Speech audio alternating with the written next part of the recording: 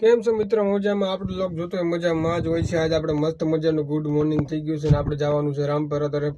ઠેઠ લગીને વિડીયોમાં બન્યા રહેજો. આજ તમને મંદિરનો પણ વ્યૂ બતાવીશ મિત્રો. આખું મંદિર કેવી રીતના માતાજીની મૂર્તિ છે સંધુ બતાવીશ. ઠેઠ લગીને વિડીયો બન્યા રહેજો. વિડીયો ગમે તો લાઇક કરજો, શેર અને સબસ્ક્રાઈબ. આપણે કેવી રીતના ગાડી લોડ થઈ એ પણ બતાવું મિત્રો. ઠેઠ લગીને વિડીયોમાં બન્યા રહેજો.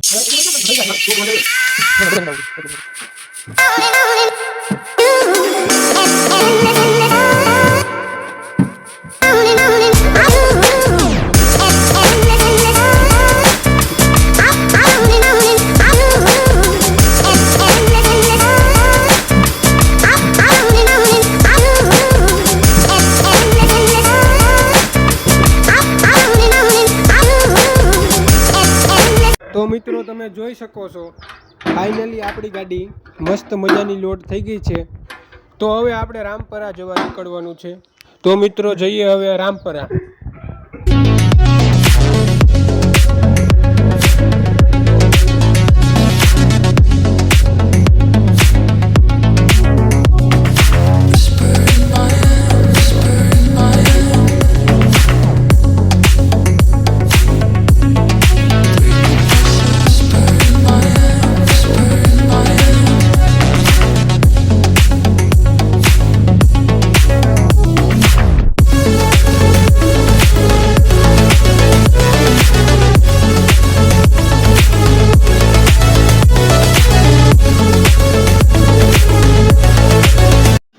આપણે આવી ગયું છે નાની સત્તાધાર મારુતિ નંદન પાન. અહીંયા સોડા ઉતારીને મોટી સત્તાધાર જવાનું છે. તો મિત્રો તમને દેખાય છે મોટી સત્તાધારનો ગેટ છે. શકો છો. વિડીયો ગમે તો લાઈક કરજો, શેર અને સબસ્ક્રાઈબ કરો ના ભૂલતા મિત્રો. વિડીયો આગળ વધારજો. આવી ગયો આપણો સત્તાધાર. બપોરના 2 વાગી રહ્યા એટલે મિત્રો તમને ટ્રાફિક નહીં જોવા મળે. મંદિર અંદર ટ્રાફિક છે, બહાર નહીં જોવા મળે મિત્રો. My worst enemy waits for me. Yeah. Talking too loud, showing the world that he's in charge here.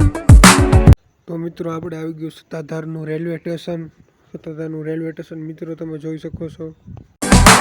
Oh, this wasn't funny, but it's not very funny right now, and I want it to be. I will be again. But God damn it! Let's get the balance back, okay? Watch out your mouth, make yourself clear. We may not believe. No. Don't care. તો finally મિત્રો આપણે પહોંચી ગયા રામપરા ગામ.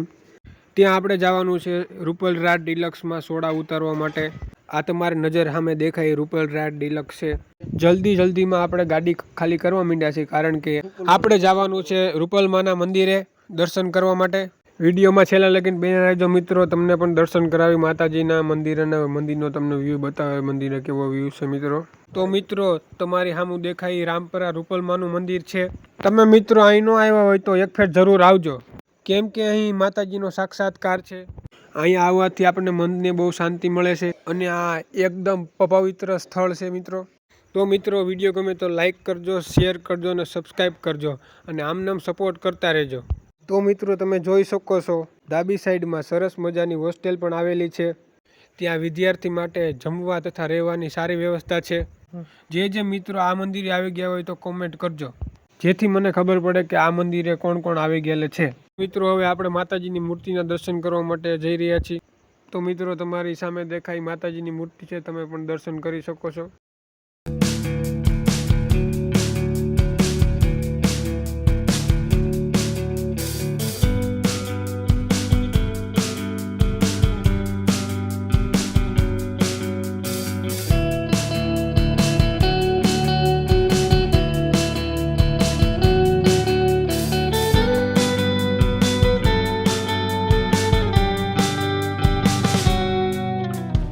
How long can you hold until